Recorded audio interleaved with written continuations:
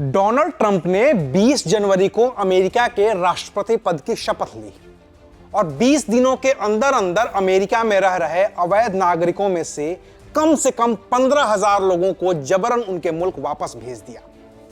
अवैध नागरिक चाहे कोलंबिया के हों या इंडिया के, ट्रंप ने किसी के साथ कोई नरमी नहीं बरती और अपने मिलिट्री प्लेन में ठूंस ठूंस कर सबको अपने देश से भगा दिया।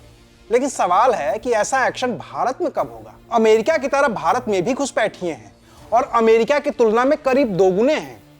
फिर भी भारत इन घुसपैठियों की पहचान कर उन्हें उनके देश वापस क्यों नहीं भेज पाता? आखिर प्रधानमंत्री मोदी अपने दोस्त ट्रंप की तरह अवैध घुसपैठ के मुद्दे पर इतने सख्त क्यों नहीं हो पाते? आज बात करेंगे विस्तार से। नमस्कार, मैं हूं अविनाश और आप देख रहे हैं एबीपी लाइव। घुसपैठियों की वजह से परेशान अमेरिका में ट्रंप इकलौते ऐसे राष्ट्रपति नहीं हैं जिन्होंने घुसपैठियों को अपने देश से निकाल बाहर किया हो। उनके पहले के भी जो राष्ट्रपति रहे हैं वो यही करते आए हैं। वो चाहे बाराक ओबामा हो या फिर जो बाइडेन या फिर ट्रंप, सबकी नीति इस एक मुद्दे पर एक सी रही है। और घुसपैठियों को अपने देश से बाहर निकालने में अमेरिका कोई जाति धर्म नहीं देखता, कोई देश विदेश नहीं देखता। वो बस कागज देखता है कि वैध है या नहीं। वैध है तो ठीक, वरना जाइए अपने देश वापस। आप चाहे हिंदू हों, मुस्लिम हों, सिख हों या फिर अमेरिका की बहुसंख्यक ईसाई आबादी की तरह ईसाई ही क्यों ना हो, अगर घुसपैठिए हैं तो अमेरिका छोड़कर जाना ही पड़ेगा। और यही वजह है कि जब ट्रंप ने भारत के 104 लोगों को अपने मिलिट्री प्लेन में भरकर भारत भेज दिया तो भारत ने कोई आपत्ति नहीं जताई।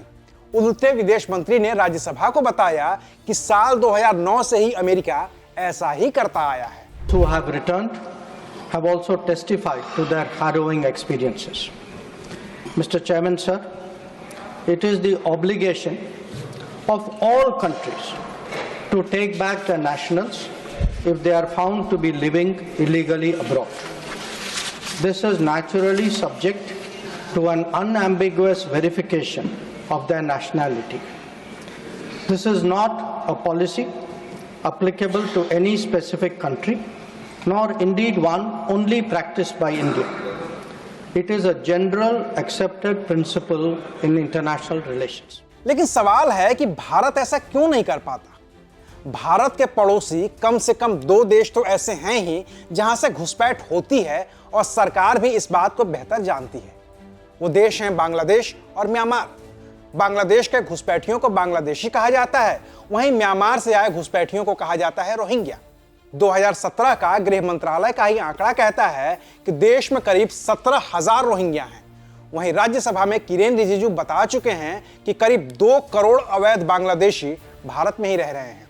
लेकिन न तो रोहिंग्या को भारत की सरकार वापस भेज पाती है और न ही बांग्लादेशियों को, क्योंकि कानून ही कुछ ऐसे हैं कि प्रधानमंत्री मोदी राष्ट्रपति ट्रंप की तरह फैसले नहीं कर सकते। लिहाजा अपराध करने पर चाहे रोहिंग्या हो या बांग्लादेशी, वो गिरफ्तार तो हो जाते हैं लेकिन उन्हें उनके देश वापस नहीं भेजा जा सकता। और सबसे पहले बात करते हैं रोहिंग्या की। तो रोहिंग्या रहने वाले हैं म्यांमार के और म्यांमार का सैन्य शासन कहता है कि रोहिंग्या उनके नागरिक हैं ही नहीं। ऐसे में अगर भारत इन रोहिंग्याओं की पहचान करके उन्हें म्यांमार वापस भेजना भी चाहे तो म्यांमार उसको स्वीकार नहीं करेगा। कुछ ऐसा ही हाल बांग्लादेश के साथ भी है। सरकार ने नागरिकता कानून में संशोधन करके कहा है कि धर्म के आधार पर प्रताड़ित होकर अगर हिंदू, सिख, जैन और बौद्ध धर्म के लोग बांग्लादेश से भारत आते हैं तो उन्हें नागरिकता दी जाएगी। ऐसे में इनकी अवैध घुसपैठ भी उनके धार्मिक प्रताड़ना की वजह से अवैध हो जाएगी, जिस पर काम शुरू हो चुका है। ऐसे में भारत को सिर्फ अवैध घुसपैठियों की पहचान नहीं करनी है, बल्कि धर्म के आधार पर भी उनकी पहचान की जानी है। लिहाजा गिरफ्तारी तो हो जाती है, डिटेंशन सेंटर में बंद भी कर दिया जाता है, लेकिन उन्हें उनके मुल्क वापस नहीं भेजा जाता।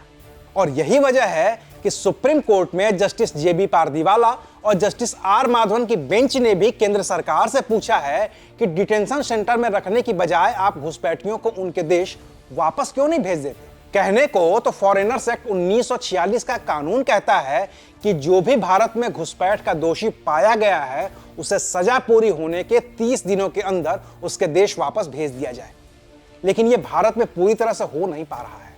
यहाँ कानूनी प्रक्रिया इतनी लंबी है कि घुसपैठिया चिन्हित होने के बाद भी उसे उसके देश भेजने में देरी होती है। जबकि 20 जनवरी 2025 को सत्ता संभालने वाले ट्रंप 20 दिनों के अंदर अंदर करीब 15,000 घुसपैठियों को उनके देश वापस भेज चुके हैं। अब जब 12 फरवरी को पीएम मोदी की मुलाकात ट्रंप से होगी तो शायद ट्रंप पीएम मोदी को कोई ऐसा तरीका बता पाएं जिससे भारत के भी अवैध घुसपैठियों को उनके देश वापस भेजने में तेजी आए। अभी के लिए बस इतना ही। शुक्रिया, आप देख रहे थे एबीपी लाइव।